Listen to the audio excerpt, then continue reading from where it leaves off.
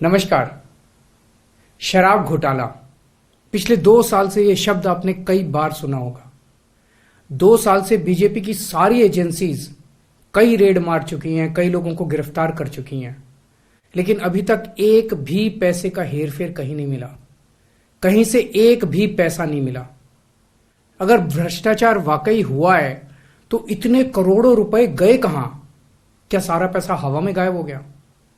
सच्चाई यह है कि किसी तरह का कोई भ्रष्टाचार हुआ ही नहीं।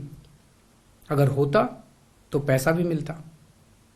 ऐसे फर्जी केस में आम आदमी पार्टी के कई नेताओं को इन्होंने अभी तक जेल में रखा हुआ है।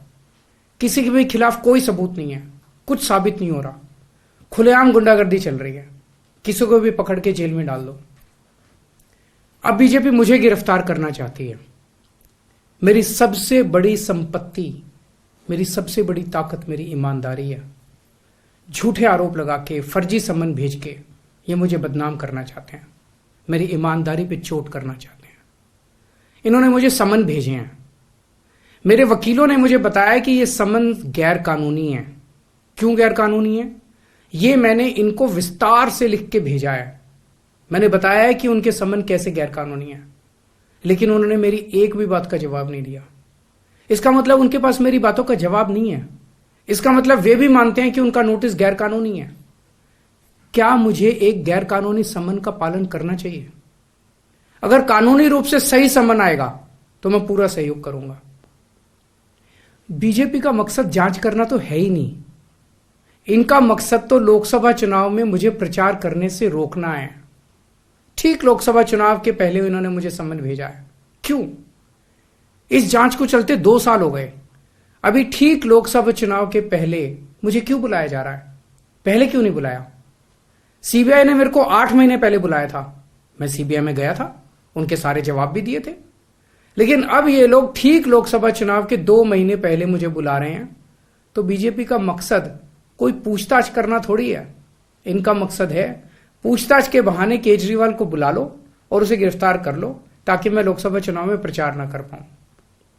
आज बीजेपी भ्रष्टाचारियों को नहीं पकड़ रही, बल्कि खुलेआम ईडी और सीबीआई का इस्तेमाल करके दूसरी पार्टियों के नेताओं को तोड़ के बीजेपी में शामिल करवाने का काम किया जा रहा है। एक नहीं, 2 नहीं, कितने उदाहरण हैं जहां किसी पार्टी के नेता के खिलाफ ईडी सीबीआई के मामले चल रहे थे या उन पे गंभीर आरोप लगे हुए थे। जैसे ही वो नेता बीजेपी में शामिल हुए, उनके सारे पुराने मामले बंद कर दिए गए या ठंडे बस्ते में डाल दिए गए। तो जो इनकी पार्टी ज्वाइन कर लेता है उसके सारे मामले रफा दफा कर दिए जाते हैं। जो इनकी पार्टी में नहीं जाता वो जेल जाता है। आज मनीष सिसोदिया, संजय सिंह और विजय नायर इसलिए जेल में नहीं है कि उन्होंने भ्रष्टाचार किया है, वो इसलिए जेल में है क्योंकि उन्होंने बीजेपी में शामिल होने से इंकार कर दिया है।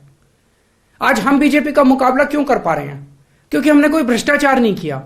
अगर हमने जरा सा भी गलत काम किया होता तो दूसरे भ्रष्टाचारी नेताओं की तरह आज भी हम बीजेपी में शामिल हो चुके आज तो होते आज तक। इस तरह देश के ईमानदार नेताओं को जेल में डाल के और भ्रष्टाचारियों को अपनी पार्टी में शामिल करवा के ऐसे तो देश आगे नहीं बढ़ सकता। ये क्या चल रहा है? ये जो कुछ भी चल रहा है बहुत खतरनाक है।